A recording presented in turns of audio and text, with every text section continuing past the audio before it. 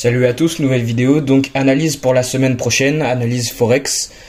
Pour ceux qui suivent ce que je fais de très près, les autres traders ICT, et en général cette vidéo elle est bien pour tous les traders, pour tout le monde.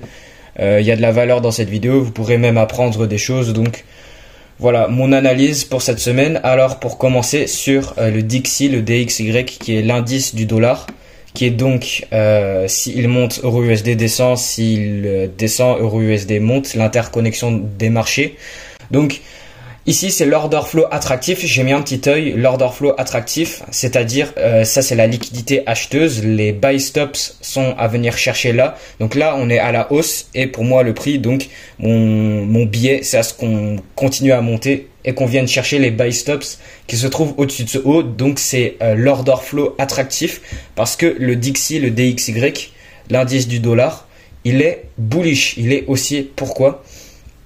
En dézoomant un peu, on voit premièrement qu'on a un modèle de retournement.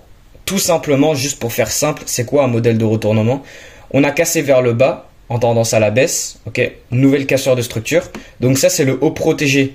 Sauf qu'on est venu casser le haut protégé, donc ça c'est un retournement, on a cassé vers le bas pour ensuite casser vers le haut. Donc tout ça, toute cette zone, c'est le breaker, tout ça c'est le composite block. Tout ça c'est ce que j'appelle le composite block. C'est la dernière vente avant l'achat, ok? Et la rangée avec laquelle nous tradons, notre rangée, c'est de ce bas ici, là où il y a ma souris, il y a ces boutons plus et moins là et machin, j'ai jamais compris à quoi ça sert, ça peut gêner un petit peu. Bref, donc en tout cas, la rangée c'est de ce bas là vers ce haut, donc là ici je peux tirer mon Fibonacci. Et nous on veut acheter, enfin on trade pas le DXY, ok, mais voilà, c'est pour faire les choses simples. On a l'équilibrium qui est du coup le 50% et nous on veut acheter en dessous du 50% dans le composite block qui est du coup un breaker, un gros breaker block sur en général, mais j'appelle ça le composite block, c'est vraiment le bloc global, la vente avant l'achat du modèle de retournement. Et donc qu'est-ce qui s'est passé? Donc là on se voit très bien, on a le breaker block entier, on a le composite block entier. Sauf que du coup le prix il retrace, mais on ne sait pas, le but c'est d'anticiper la fin du retracement pour ensuite que le prix il repasse à la hausse et qu'il vienne chercher l'order flow attractif, parce que ça du coup ça c'est le haut attractif du prix. Et donc où est-ce que le prix a fini de retracer? Où est-ce qu'il devait venir chercher? Qu'est-ce qu'il devait venir chercher? C'est cette dernière order block qui est là-dedans. Donc j'ai dessiné sur l'ouverture de la bougie baissière avant l'achat. Ok. Et du coup, rien que sur le Fibonacci, on a bien retracé à quoi? Voilà, pile poil le 78,6% de retracement. Donc on a un niveau du OTE, donc c'est un niveau optimal d'achat du retracement. On est venu sur le breaker block et aussi on a ce niveau clé. Donc ça c'est le niveau clé de l'ancienne cassure et on est revenu le retester. Ok, on peut avoir les traders, pour ceux qui préfèrent voir ça comme un niveau de support et de résistance, mais nous on voit pas trop ça comme ça. On est revenu tester l'ancienne cassure vers le bas avant pardon d'avoir venu casser vers le haut. Donc voilà, on est revenu sur l'order block. Sur le niveau clé, on a retracé à 78%, à 79% de la rangée du bas vers le haut. Donc ça, c'est notre rangée. Et maintenant qu'on est venu retracer, on repasse à la hausse pour venir chercher l'order flow attractif qui est ici, le haut attractif, les buy stops qui se situeraient là. Et quelle était la confirmation pour du coup ce retournement? Déjà ici, on a un displacement. Dès qu'on vient toucher le niveau, donc déjà on a le niveau blanc en plus de l'order block. Vous voyez très bien que aussi on n'est pas allé plus bas que du coup le plus bas de l'order block. Ok, le bas de la mèche qui est là, on l'a pas excédé. Et le prix il est passé à la hausse à partir du moment où on a eu cette forme de variation de bearish à bullish. Une fois qu'on est venu du coup fermer l'order block. Mais globalement, on a un nouveau modèle de retournement. On a cassé vers le bas pour ensuite casser vers le haut. Donc là, on a un modèle de retournement. Donc là, maintenant, nouvelle rangée. Le prix, il a retracé. Il a retracé entre le 50% à l'équilibrium et le 61,8% de retracement. Et il a retracé où? Dans cet order block qui est ici. Donc là, j'ai dessiné l'ouverture de cet order block. Et voilà. Le prix, il a retracé là-dedans et il est repassé à la hausse. Et ça, c'est le nouveau dernier haut qui est du coup le nouveau haut attractif. Mais globalement, le nouveau haut attractif, enfin le haut attractif global, c'est là. Et le prix, il est toujours pas venu le chercher. Donc là, maintenant, le prix, il est là. Je vais vous expliquer quels sont mes billets de maintenant jusqu'à soit monter là, soit descendre là. Je vais tout vous expliquer. Je vous explique bien du début jusqu'à la fin, tout mon analyse sur le DXY. Comme ça, vous comprenez absolument tout sur le dollar, qu'est-ce qu'il fait. Donc maintenant, une fois on a retracé l'order, on a retracé jusqu'à l'order block qui est là, on l'a fermé, on a pris les sell stops, enfin la liquidité vendeuse qui se trouverait en dessous de cette ancienne réaccumulation qui s'est créée ici. Là, qu'est-ce qu'on crée du coup? Une forme de variation. Donc là, on a le retournement à partir de l'order block de derrière. Et là, on crée cette nouvelle dernière vente avant l'achat, cette nouvelle order block baissière, ok, qu'on est revenu fermer pour ensuite repasser à la hausse. On en a créé une nouvelle dernière vente avant l'achat. On est revenu la fermer. C'est toujours, on revient fermer. L'algorithme du Composite Man, elle vend pour acheter. Elle crée de la liquidité vendeuse pour ensuite acheter. Et les ventes, elles sont en négatif. Donc il faut venir les fermer avant de repasser à la hausse. Et à chaque fois, c'est une réaccumulation, une recréation de liquidité pour continuer à la hausse qui sert comme fonction de, du coup, en même temps venir fermer ces anciennes ventes qui sont en négatif. Là, donc mon billet qui est là, mon billet du moment, donc notre dernière cassure de structure, c'est ce haut ici. Ok, on a retracé et là, nouvelle cassure de structure. Donc ça, c'est notre nouveau bas protégé. Le prix, il peut faire ce qu'il veut à partir de là. Donc je vais vous interpréter, je vais vous expliquer pour moi qu'est-ce que le prix va faire à ce niveau ici. Mais le prix, il n'est pas censé dépasser ce bas là. Il peut faire ce qu'il veut, mais il peut pas dépasser ce bas parce que pour moi, ça serait c'est un changement de tendance si on viendrait casser ça, parce que du coup, ça serait un nouveau modèle de retournement. On casse vers le haut pour ensuite casser vers le bas. Là, qu'est-ce que le prix il est en train de faire? Ici, on a un niveau d'offre très important, ce niveau de distribution. Et on va aussi travailler avec les data range, les data range, ok? Qu'est-ce que c'est? C'est des niveaux de temps très importants, là où l'algorithme va avoir des retournements. Chaque niveau, ces débuts de mois, ces data range ont leur propre fonction pour la création du prix par l'algorithme. Donc on va aussi travailler avec ça parce que là, on est sur une nouvelle projection d'une data range. Là, on a la data range du 1er avril et on projette sur 20 jours. On va avoir les 20 jours et puis 40 jours, il me semble, et après 60 jours, qui est la plus importante après un mois. Parce que c'est genre comme des temps cycliques. C'est un concept de ICT très très très important sur l'indice du dollar pour trader ça. Donc là, on est sur une projection d'une data range. Et pour moi, qu'est-ce que le prix il va faire? Là, on est revenu sur ce niveau d'offre. Et qu'est-ce qu'on observe ici? Le prix, il a laissé derrière, si je décale cette data range ici sur le côté, ici, on a laissé derrière ce gap. Donc ça, c'est un gap très spécial. Je sais plus quel nom ça a. C'est un nom très particulier, mais genre c'est genre un sorte de, c'est un trou dans le marché auquel le prix il doit venir compléter ça. Et là, qu'est-ce qui se passe? Le prix, il s'arrête juste avant. Il s'arrête juste avant.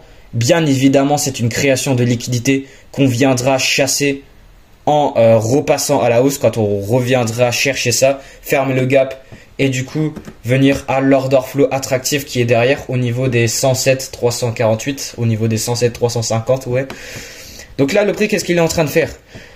Le prix, pour moi, soit à partir de là, ok, à partir de là, le prix va soit retracer dans la nouvelle order block, la nouvelle dernière vente avant l'achat, qui du coup correspond aussi avec, pour ceux qui interprètent ça de cette façon, ce niveau de support qui maintenant peut refaire acte de résistance pour que le prix il repasse à la hausse. Donc ok, très bien, vous pouvez voir ça comme ça.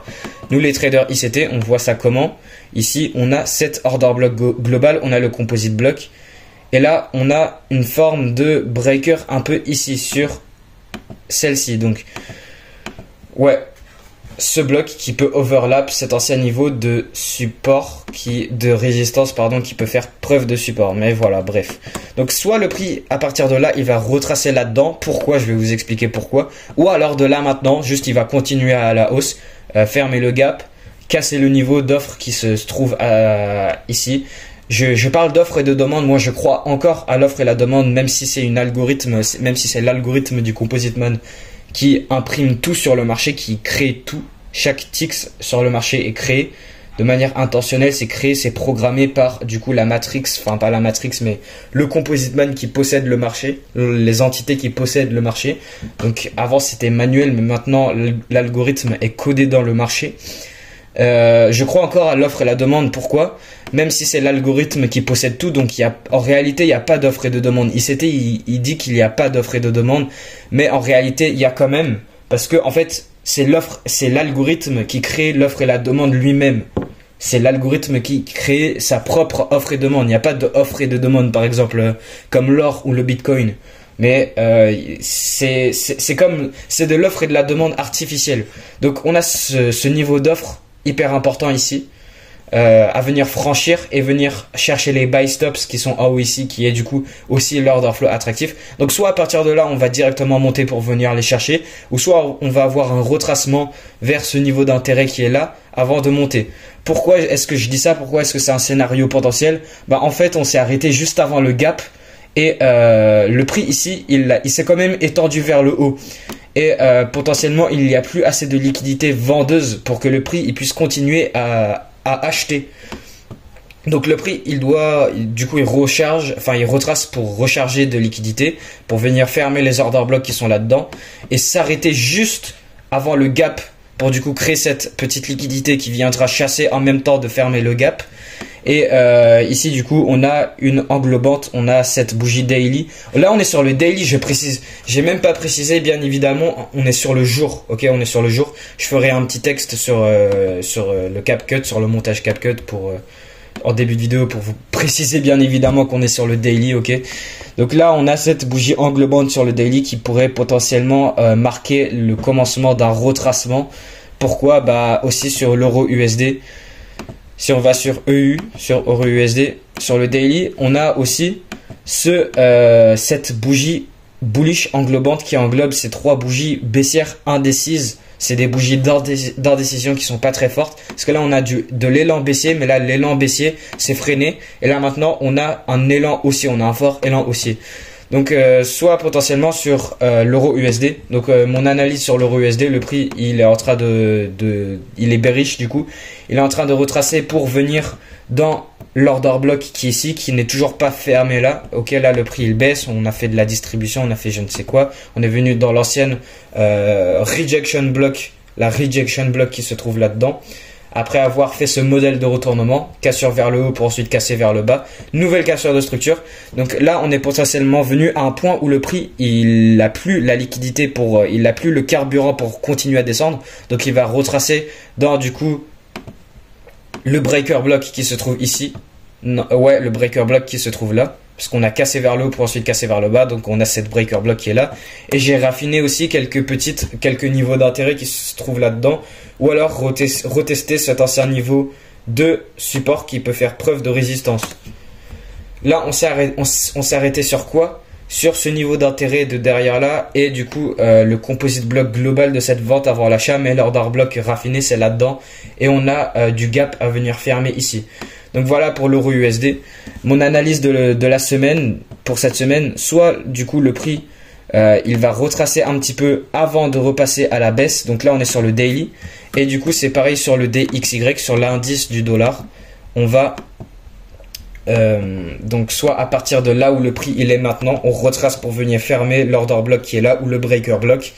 Et après, parce que dans l'ordre du PD array de ICT, dans l'ordre, c'est le breaker block avant l'order block. Parce que là, du coup, si on prend la rangée qui est là, ce qui est plus proche du equilibrium, on commence par la mitigation block, puis breaker block, puis liquidity void, puis fair value gap, puis order block, puis un ancien high ou low. qui serait du coup le bas qui est là, mais qui est du coup protégé. Alors ça, si vous avez entendu le bruit du fond, c'est mon père qui regarde un match de foot, donc il doit être très content, ouais.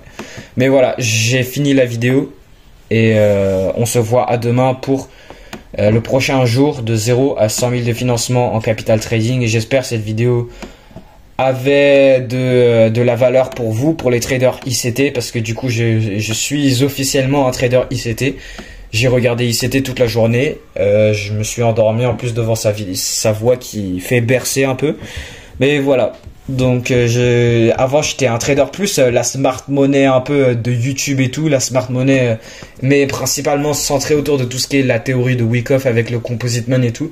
Mais Wyckoff c'est dans le passé, maintenant on a l'algorithme du Composite Man. Le Composite Man maintenant c'est juste un algorithme, on a les intelligences artificielles et tout, on a des technologies avancées de nos jours. C'est Wyckoff, ok, c'est très bien. Wyckoff c'est la première forme de smart money concept. Wyckoff c'est le premier pionnier de la smart money concept, et maintenant de nos jours du 21e siècle on a ICT qui du coup élabore des concepts plus avancés, plus détaillés, parce que du coup avant, vu que c'était manuel, le Composite Man c'était manuel, c'était moins complexe, c'était vraiment buying climax, automatic rally, secondary test, on créait la phase B, la cause, donc c'était une pure loi de cause à effet, et c'était vraiment on passait de accumulation, distribution, et le prix c'était vraiment ça, tout en étant dans une tendance. Et on a des accumulations, distribution, ok, on va voir accumulation, selling climax, automatic rally, test, spring, LPD, et puis on passe, on a le markup, après on a une distribution, et voilà. Et donc voilà, ça c'était vraiment Wyckoff, le Composite Man à l'époque. Quand il devait faire monter le prix, il passait dans ces phases. C'est encore le cas, mais Wyckoff maintenant ça peut venir avec toutes les formes, tout. On peut juste faire ici on peut juste faire buying climax, automatic rally, UT, sign of weakness, last point of supply, on revient tester, on distribue, et voilà. Donc l'algorithme maintenant est bien plus complexe. Wyckoff est encore partout sur le marché, ok, Wyckoff c'est encore partout. Rien que là on regarde ça, c'est du Wyckoff. Selling climax, automatic rally, secondary test dans la phase B, spring, ok. les gars c'est incroyable. Les gars, le Wyckoff est là. Je viens de vous faire toute cette analyse. Le Wyckoff est là. Ok. On peut juste voir ça sous forme de Wyckoff. On a Selling Climax, Automatic Rally. Déjà, le PS qui est là, le Preliminary Support. Selling Climax, Automatic Rally. Le test dans la phase B. Donc là, on crée la cause, on crée la effet. Donc là, on a le Shakeout, le Spring qui vient chercher toute la liquidité. Maintenant, le prix, il l'achète. On a le Sign of Strength, on a le signe de force. Maintenant, le prix retrace. Il crée le Last Point of Demand. Et maintenant, le prix, il repart pour le mark-up. Et pour potentiellement venir chercher les buy stops qui sont tout en haut ici. Donc Wyckoff ICT, ça se combine. Moi je suis un trader Wyckoff ICT, et voilà. Donc voilà pour la vidéo d'aujourd'hui, elle est très longue, et salut.